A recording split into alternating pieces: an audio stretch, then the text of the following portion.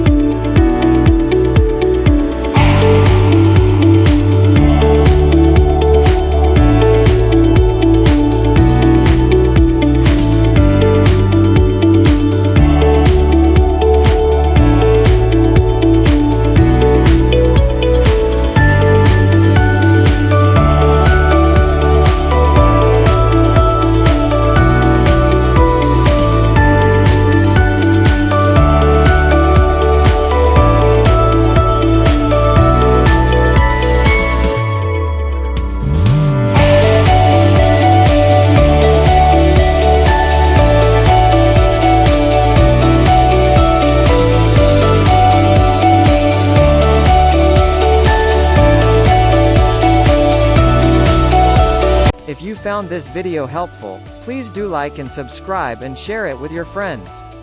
We keep bringing such real-time useful hacks of Excel, which can be implemented in day-to-day life. Thank you so much for watching.